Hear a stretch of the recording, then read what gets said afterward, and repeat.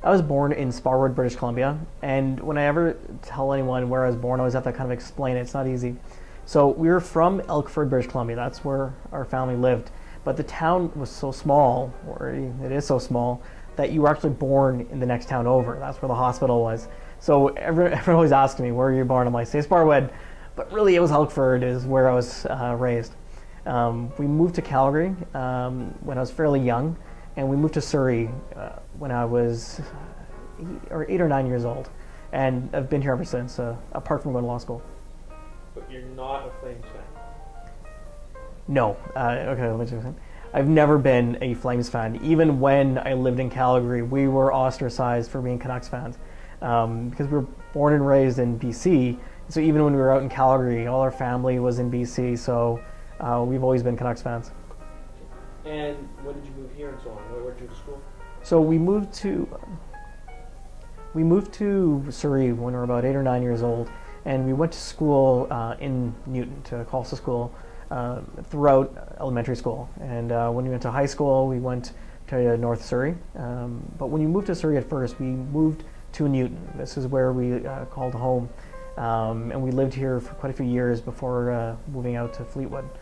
Recently, though, we always found it a bit too far, and we wanted to be closer to our community, so to Newton, because for us that always has been home.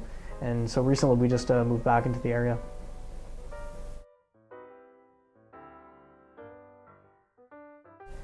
I'm running for office because I understand the importance of getting involved.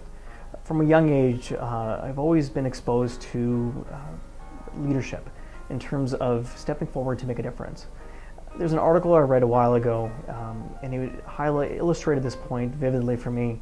And it was like, if you want to make a difference, you have to step forward. And for me, one of the greatest callings is running for public office and offering leadership.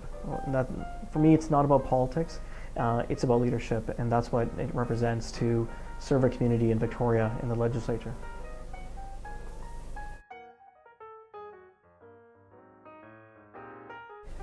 I actually have a really cool nickname. It's probably the best nickname ever. The nickname? Commander. So I know, it sounds really conceited of calling yourself Commander, but I'll tell you how I got the nickname.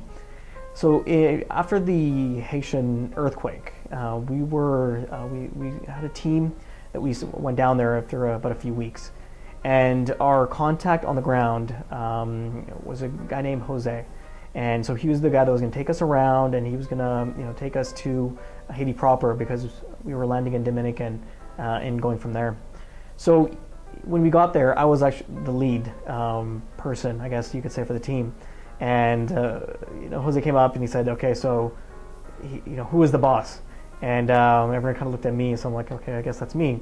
So he spent the first day calling me boss, and I guess he got tired of that. And so the next day he's like, "Okay, so what is your name?"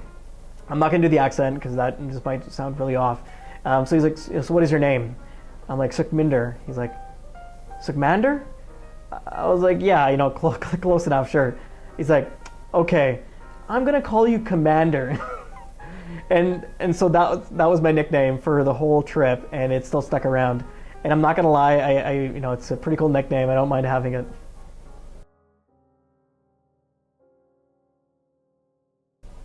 One thing people may not know is I was actually in cadets. I joined when I was 14, and even with that, when I was 10 years old, we knew someone that was in cadets. He was an officer, and we were so excited we wanted to join right away.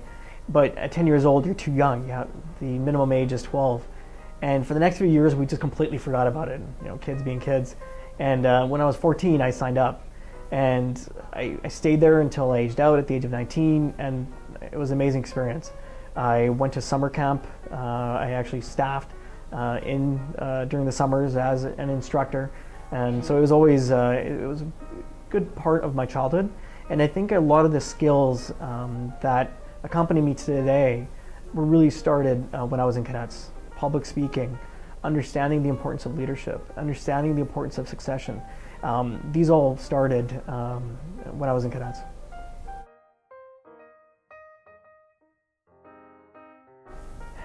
It's something that's always been with me from a young age, is the importance of getting involved. Like you have to be a part of the conversation. You have to be a part of problem solving. You have to be involved. You have to be engaged.